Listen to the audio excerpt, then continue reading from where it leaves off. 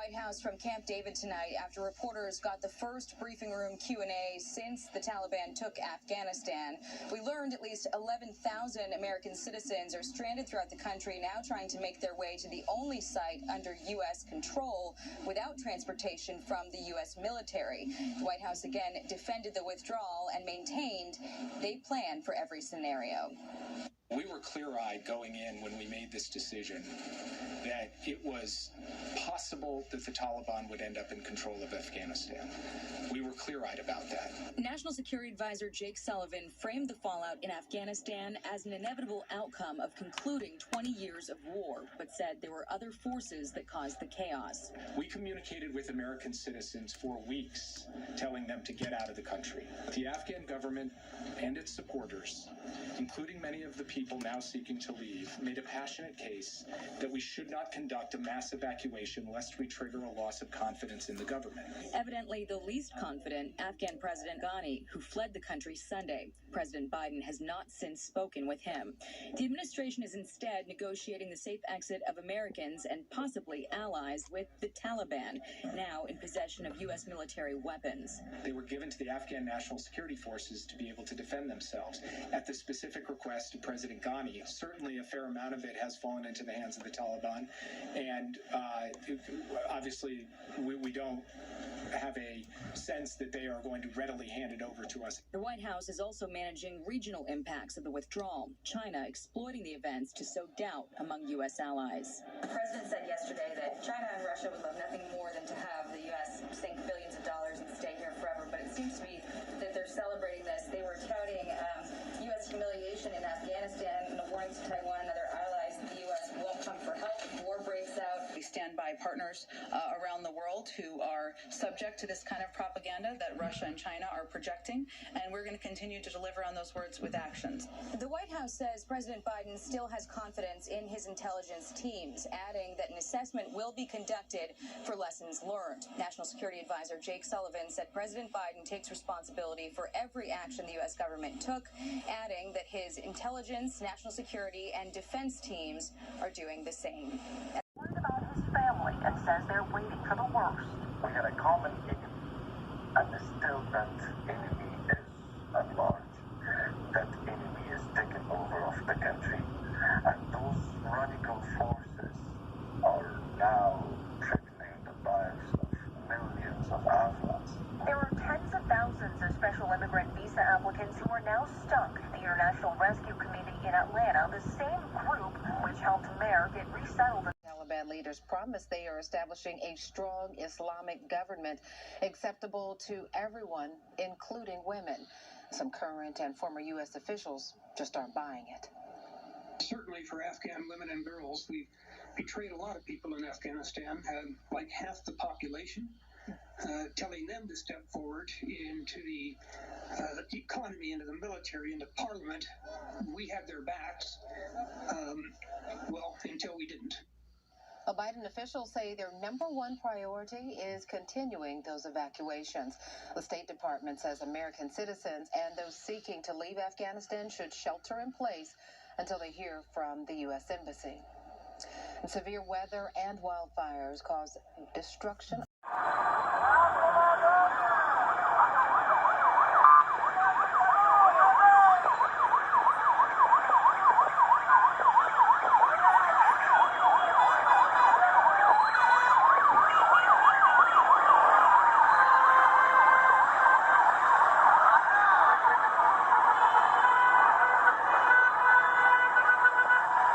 Afghanistan has fallen to the Islamic extremists, the Taliban, in record time.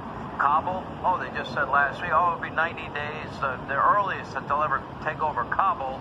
It was overrun in a matter of hours. Taliban fighters, they're now in control of a massive stockpile, guess what, of Joe Biden, U.S. taxpayer paid for weapons, ammo, vehicles, other supplies abandoned during Biden's hasty retreat.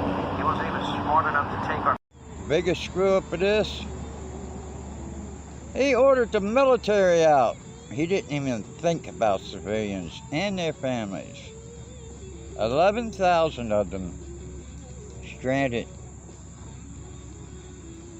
I'd have had I'd have had the military go out and round these people up, especially their families, and gotten them onto an airplane before the first piece of military equipment or personnel was removed from Afghanistan. That is where Joe Biden screwed up, along with the State Department. I don't believe they've been telling anybody to get out. I communicated with somebody that was still in Afghanistan, and he's got his family, his wife and his children with him. Incompetence, all the way down the chain of command. Incompetence. They don't make cars like they used to. Came off the front end. Delta circulating, but how long ago did you get your second dose? Since he got his shot back in January, Dr. Lobello is fast approaching the 8-month mark. He feels confident he's protected, but he says he hasn't ruled out a booster. If the CDC, the ACIP, the public health authorities in the country show us data and give us a firm recommendation that this is what's needed, not necessarily what Pfizer wants to do or what the White House wants to do, then of course I will follow that public health recommendation. I'm off to go see my doctor today, so I'm going to be offline for a little bit. I got to get moving so I can get there.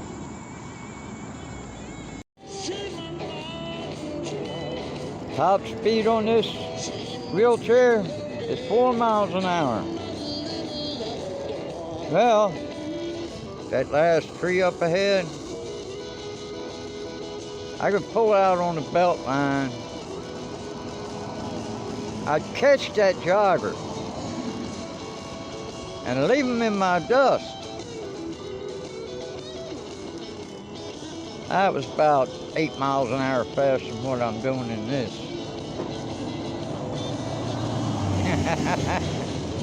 I miss that wheelchair. Lucille!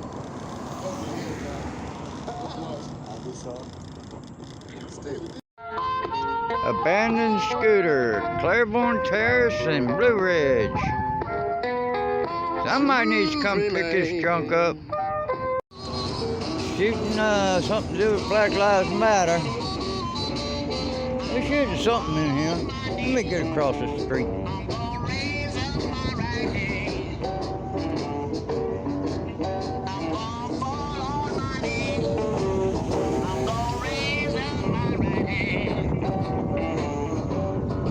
United Methodist. Yeah, they're shooting something in here. I don't know what.